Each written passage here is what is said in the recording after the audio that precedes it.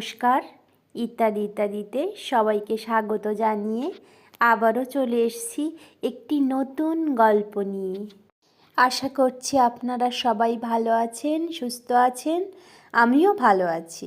এতদিন অঝোর ধারায় বর্ষণ ঝরানোর পর অবশেষে উঁকি মারলেন সূর্যদেব। সেই সুযোগটার হাতছাড়া করব না বলে সকালে একটু তাড়াতাড়ি উঠে বেশ খানিক জামা কাপড় কেচে দিয়েছি।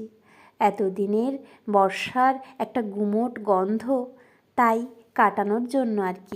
বৃষ্টিস্নাত আকাশের রূপ শরতের মেঘকে সূচনা করছে। এটা বোধহয় মায়ের আগমনী বার্তা, তাই নয় কি? নীল আকাশের বুক চেড়ে নেমে এসছে পেঁজা তুলোর মতো মেঘ। অসম্ভব সুন্দর আর রোদ ঝলমলে আকাশ। কিন্তু এই আকাশ মরীচিকার মতো।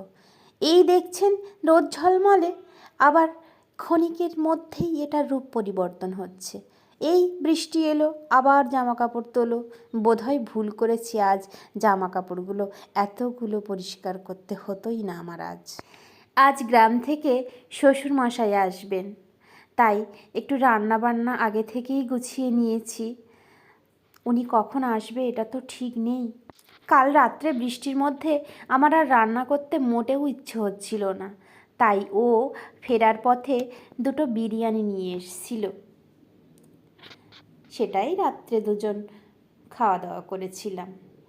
এই যে আমার লেগ পিস আর একটা ডিম, একটা আলু। কিন্তু ভাববেন না আমি একা খাচ্ছি, ও খেয়েছিল, ওরও ছিল, কিন্তু ওর লেগ পিস ছিল না। এর জন্য ওর আবার একটু আফসোস হচ্ছিল। সে আমারটা নেওয়ার জন্য বারবার করছিল, আমি তো দিইনি একবারও। যাই হোক, সেই যে হেলাঞ্চ শাকটা একটু বেসন গুলে নিয়ে আর তাতে লঙ্কা গুঁড়ো, একটু গোলমরিচ আর লবণ মিশিয়ে পরিমাণ মতো জল দিয়ে একটা ঘন ব্যাটার বানিয়ে নিয়েছিলাম। আর এই যে হেলাঞ্চ শাকগুলো, এগুলো আমি একটু ধুয়ে ভালো করে পরিষ্কার করে নিয়ে 2-3টে করে একসঙ্গে ধরে আর ওই বেসনের গোলায় চুবিয়ে নিয়ে গরম তেলে ছেড়ে দিলেই তৈরি হয়ে গেছিল গরম গরম হেলাঞ্চ শাকের পকোড়া। এটা আপনারা শর্টস ভিডিওতে দেখেছেন, কিন্তু আজও আমি আবার দিলাম, কারণ আমি আবারও আজ তৈরি করেছিলাম।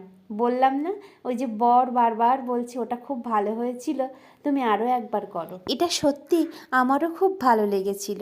আপনারাও ট্রাই করে দেখবেন, ভালো লাগবে। তাহলে আজ আর নয়, আবার আসবো নতুন কোনো গল্প নিয়ে। ততক্ষণে আপনারা ভালো থাকবেন, সুস্থ থাকবেন। আর আমার গল্পগুলো যদি ভালো লেগে থাকে তাহলে আমার পাশে থেকে লাইক, কমেন্ট, শেয়ার, সাবস্ক্রাইব করবেন। সবাই ভালো থাকবেন। নমস্কার।